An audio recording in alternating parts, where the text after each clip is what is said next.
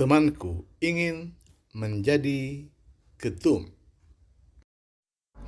Kata ketum ini sedang viral, khususnya di kalangan gereja, yakni gereja Pantekosta di Indonesia.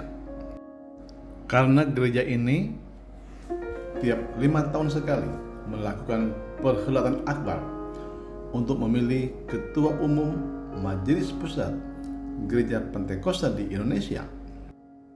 Dan biasanya pada bulan-bulan menjelang pemilihan ketua umum, banyak orang bermunculan dengan berandai-andai, kalau saya jadi ketua umum, maka saya akan bikin ini dan bikin itu.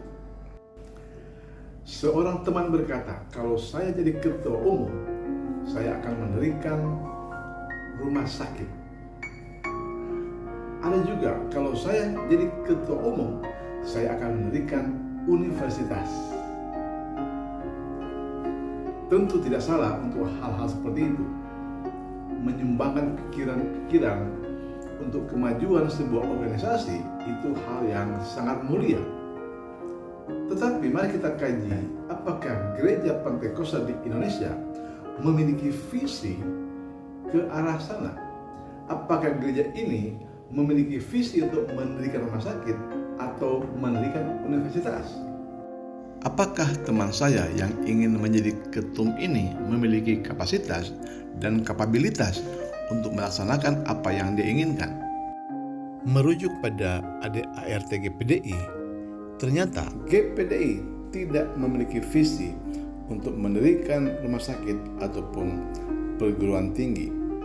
Dalam ADART GPDI bab 1 tentang kegiatan pelayanan gereja, pasal 1 dikatakan, Gereja Pantekosta di Indonesia GPDI mencapai tujuannya dengan melaksanakan kegiatan pelayanannya sebagai berikut. 1. GPDI melaksanakan pelayanan pemberitaan Injil. Jadi misi utama GPDI adalah pemberitaan Injil. Dan misi keduanya adalah membuka pelayanan jemaat dan mendirikan bangunan rumah ibadah. Dan inilah yang sudah dilakukan oleh hamba-hamba Tuhan GPDI selama 100 tahun, yaitu membuka pelayanan jemaat dan mendirikan rumah-rumah ibadah. Ketiga adalah GPDI mengadakan kebaktian atau ibadah di berbagai tempat. Keempat, GPDI memberdayakan anggota jemaat untuk terlibat aktif dalam pelayanan. Kelima, GPDI menyelenggarakan pendidikan rohani dan umum. Keenam, GPDI menyelenggarakan kegiatan diakonia, sosial, dan kemasyarakatan. Ketujuh, GPDI menyelenggarakan penerbitan literatur dan rekaman rohani. Kedelapan, GPDI menyelenggarakan penyiaran rohani melalui media cetak, elektronik, dan terakhir. 9. GPDI menjalin hubungan antar gereja di dalam dan luar negeri. Jadi dari bab ini jelas bahwa GPDI misi dan visi utamanya adalah memberitakan Injil dan membangun tempat-tempat ibadah.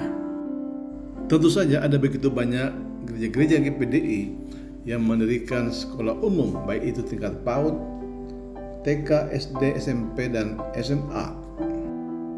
Karena dalam ADART pasal 1 ayatnya yang ke-5 dikatakan GPDI menyelenggarakan pendidikan rohani dan umum, dan itu biasanya dikelola oleh gereja lokal.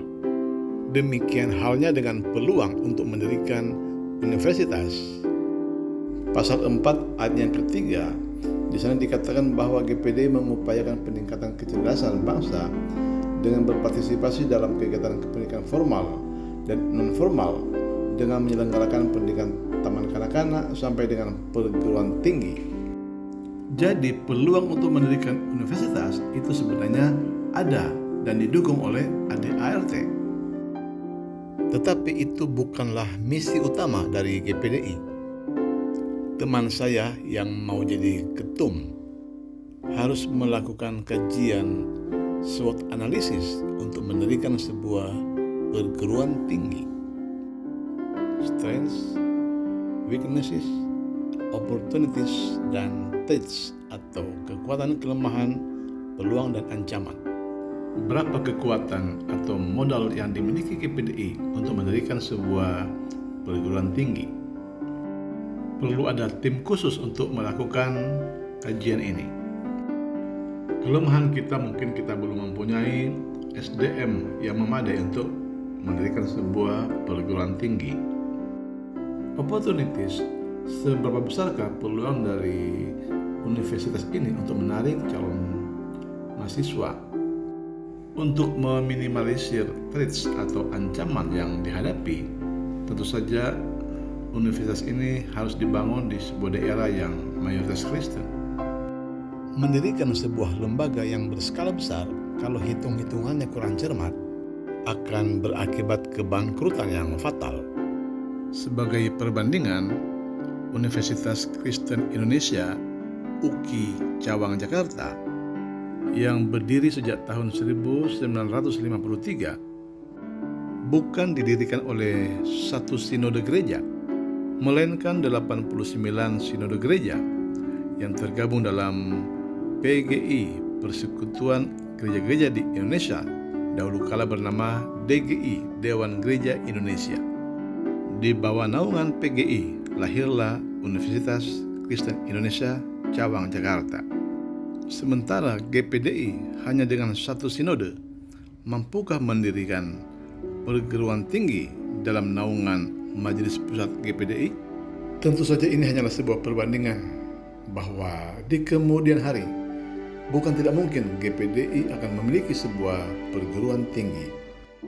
Di luar negeri banyak lembaga gereja mendirikan perguruan tinggi yang menggunakan nama Pentakost atau Pentakostal. Tetapi memang para founding fathers atau para pionir kita mendirikan GPDI ini bukan dengan misi pendidikan ataupun rumah sakit, tapi memang misinya adalah penginjilan. Tengkakmu.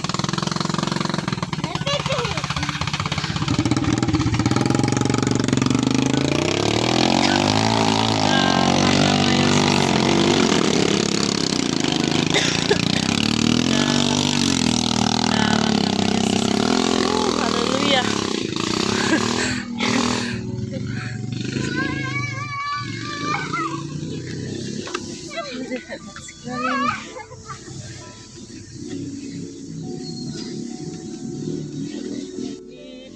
Misi penginjilan ini tergolong sangat berhasil karena di mana ada hamba Tuhan GPDI berada, di situ mereka mendirikan rumah ibadah walaupun baru darurat.